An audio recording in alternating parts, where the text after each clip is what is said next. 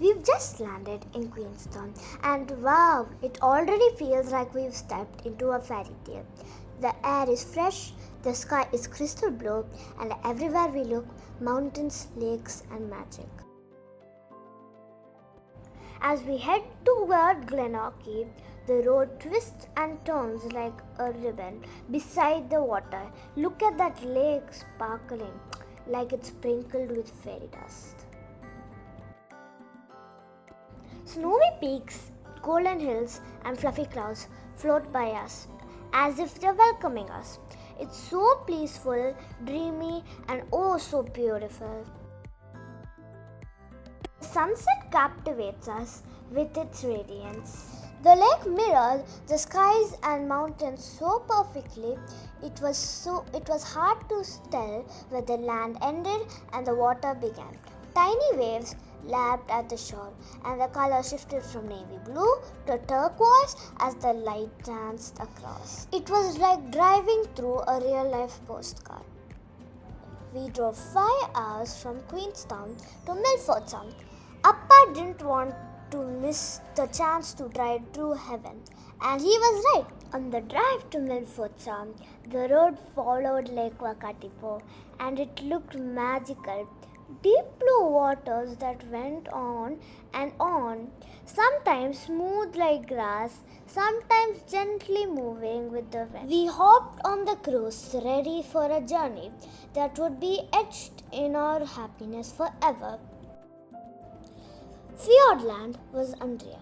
Towering cliffs, mirror like lakes, and waterfalls pouring down like silver threads. Milford Sound gets over 200 rainy days a year, and it's one of the wettest places on earth. But that's what makes it so lush and magical. Some people even consider it as the 8th wonder of the world. We got to meet a bird there named Kaka.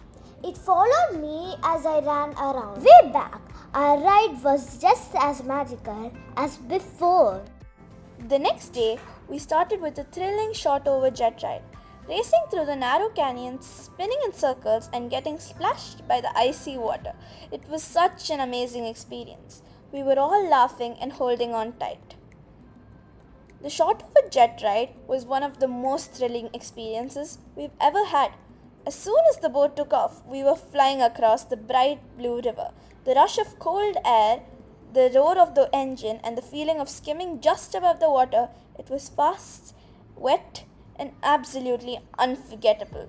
After all that excitement, we had a tasty Japanese lunch, steaming hot yakisoba, noodles that hit the spot.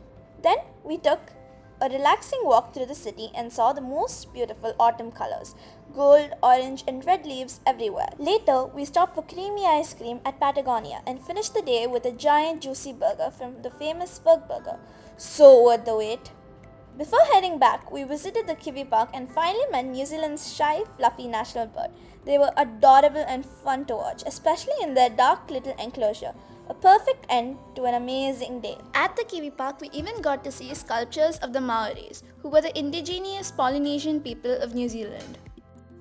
Today we headed toward Lake Tekapo with a lovely stop at Arrowtown. Charming, quiet, and full of autumn colors. We had lunch at a cozy Italian restaurant, then drove past the historic Cardona Hotel and stopped to see the famous Manaka tree, standing alone in the lake. By evening, we reached our hotel, which turned out to be a fun little campsite. We ended the day with delicious Malaysian curry and crispy fries under the stars. The next morning, we woke up to a winter wonderland. Soft white snow covering everything around us. It felt like we were in a snow globe.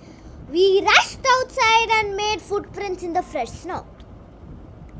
On our way to Christchurch, we stopped at a charming little farm shop tucked between the hills.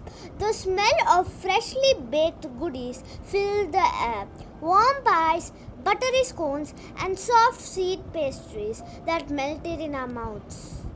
The next day in Christchurch was full of calm and beauty. We went punting on the Avon River, floating gently past the trees and flowers in the cool morning air. Then we explored the lovely botanical gardens full of colors, blooms, and peaceful paths. After that, we took the gondola up to the hilltop with breathtaking views, rolling hills, the city below, and the ocean in the distance. We had lunch up the surrounding by all that beauty. At night, Amma and Akka went for a quiet walk through the city with the lights twinkling and the streets calm and peaceful. The next morning, we took a short stroll through Christchurch, enjoying its calm beauty one last time. Then we said goodbye and made our way back to Sydney, hearts full of memories.